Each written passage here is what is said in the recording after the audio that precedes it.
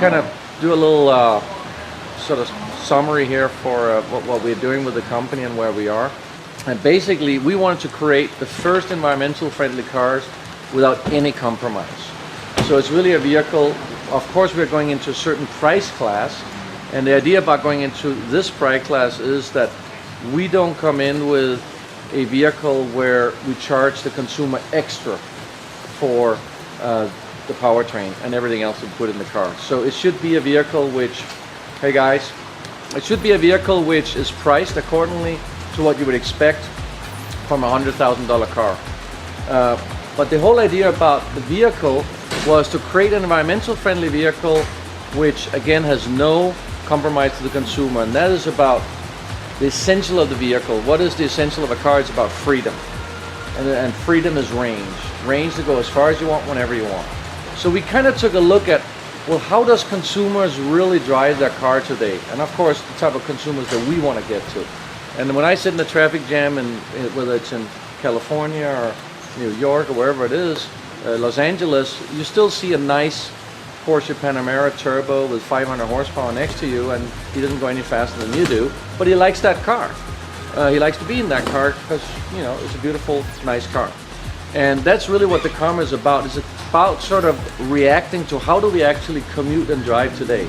And that's why we chose to have it go about 40 to 50 miles in electric. The average commute in the US, by the way, is 29.5 miles. You can look that up on the official government website. So as long as you have more than 30 miles, we feel that's kind of the ideal battery size to carry around and to commute to and from work without using a drop of gasoline. Then if you want to go far, obviously once you run out of electricity, a gasoline engine turns on and creates electricity while you're driving. So the gasoline engine in this case is not connected to the wheels. Now that's the powertrain, but apart from that, we looked at a couple of other things that we felt was necessary to create a new brand. Part of it was we wanted to be an environmental friendly brand as a whole, so it's not just about the powertrain, it's also about other features such as, when you look at the exterior, the solar roof, world's largest curved in two direction. It was about the interior offering reclaimed wood, and it was about our dealers using solar signs and not building huge buildings, but using existing buildings and local materials. So we kind of want to create a brand that really pays attention to that type of lifestyle. That people feel like if they want to show you know, their surroundings that they care, that they are part of this lifestyle, that's the type of brand and the type of car from them. Now that's a little bit about everything in the vehicle, but all this obviously doesn't help unless you have an attractive vehicle.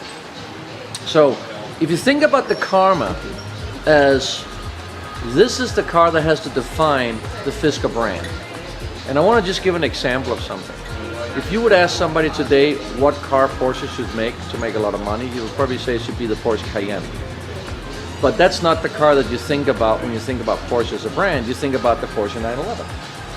And that is an extreme strong statement that only has so much, you know, capacity in the market in terms of volume. But it allows Porsche to branch out and make a whole bunch of other cars that sells very well. So if you think about Fisker Automotive, that is our brand defining car, and that is why we made this car so radical in its proportion and its looks, because this is what we're about. We're about ultimate beauty, and we needed to create, and we wanted to create a car that was way more dramatic and way more beautiful and way beyond average in the class that we go into. So we didn't want to go in and create a car that sort of looked like a Mercedes or a BMW or an Audi or a Lexus. We wanted to create a car that was dramatic, that really showed the world that we're different.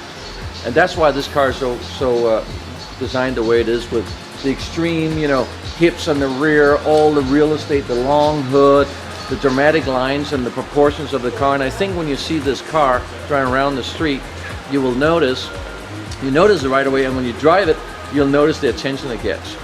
Now, one interesting thing I had the opportunity to do, and you can probably only do that once, and that is to say that you have personally called all the customers that took delivery of the car. So I did that a couple of months ago when we had delivered about, I think, 150 cars or something. So I called all these customers to talk to each customer, and I probably reached about 90% of them to hear what they thought about it. And the strong statement that came back there was sort of two strong statements. One was, love to be part of this new technology. It's amazing that I can be one of the first ones to have it.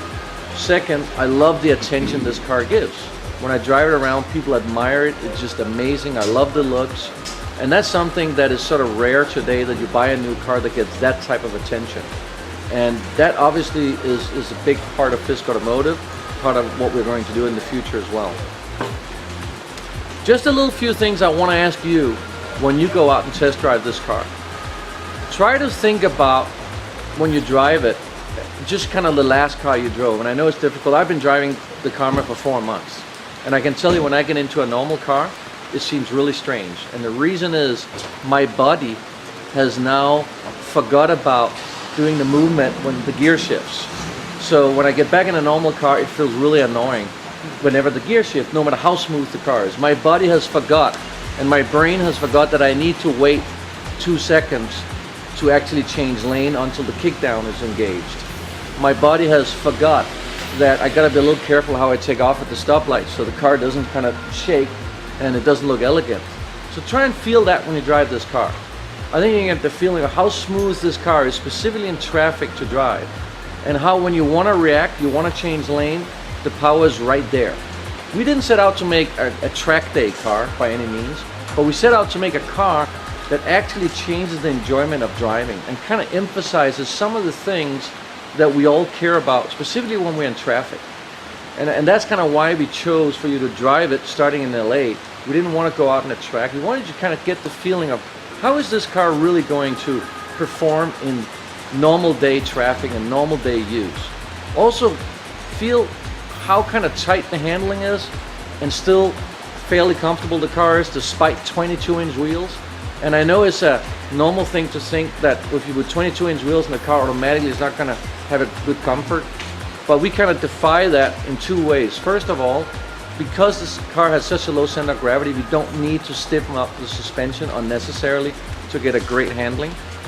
Secondly, we asked Goodyear to create special high-profile tires, which the only other car you kind of would see that on would be a Rolls-Royce, which also have very large wheels but high-profile tires. So we have done that on this car as well, which helps the ride as well when you feel it. But we also still want, obviously, a tight, good feeling of the car as you go around corners and handling and everything else. The last thing I just want to mention, and then I want to hand it over to Billy, which is head of our vehicle integration, to give you a little bit more about the technology, is the other point here is the engagement you have when you drive the car is slightly different. And it may be something, and I'm going to tell you this because I've driven it for four months now, but you wouldn't probably think about it the first time you drive it. But normally when you drive a car, your engagement is, if it's a manual, you'll change gear. If it's an automatic, well, maybe it's kicked down, maybe it's, going into plus and minus and do some shifting. But in this car, what you start noticing, and when I start noticing driving it, when I get up to speed and I go a constant speed on the freeway, what I do is actually put it into sport mode, which means the gasoline engine running. It runs at a very low RPM, very quiet. We have no transmission. All we have is a rear end with the rear pumpkin with the two electric drive motors on it. So you feel no clutch engagement, nothing at all. It's just everything starts from dead zero with the electric motors and takes off from there. We have very high torque, literally from a little over a couple hundred RPM of RPM on the electric motors, you have full torque, and that goes full torque to about 2,500 RPM, and it's an amazing amount. It's over 900 foot-pounds.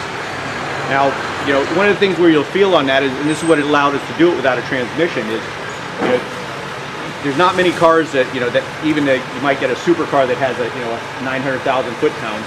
They're going through a transmission and everything. We're basically able to start off a car that's like it's in fourth gear. So we're just going completely from 0 to 125, all one gear, no shifting, and our high torque electric motors let us do that. They're quite power dense, and they're fairly efficient, and those are one of the areas that are letting us get a really good mileage out of them also. We're selling well, and they're going up every day. Yesterday we sold 30 cars and got 12 new orders. That's the latest news I have for you. Excuse me? What areas of the country are you? All over. We sell all over the U.S. We have 45 dealer outlets. We have about 40 in Europe. And so we have close to 100 dealerships right now in between Europe and the US. We started selling in Europe as well, full certification over there. So just started selling over there as well. Final question, how's your financial situation? You still up in the air in terms of the government? No, I mean, that's a little bit of the misinformation. I would like to say we prefer being a car company and not a political party, but it seems like we're the political football at the moment. So maybe just to clear a few of these things. Basically, we decided not to take any more drawdowns of DOE funding since May last year. We've been funding ourselves. And right now, as we're selling Karmas, we are a viable self-funded company based on the Karma. Now, the remainder of the DOE loan is for the Nina, and that's what we're negotiating milestones on. And we obviously want to set some milestones where we took the learnings from the Karma and apply them to some reasonable milestones that we feel we can fulfill. So that's what we're negotiating right now. The Karma, obviously, as we started that out, just for your information, the Karma is the first car ever to come out from the Department of Energy loan. That was funded partly by the Department of Energy and is on the road for sale, fully certified in Europe and the US, and it's the first car ever to come out of anything that DOE has funded.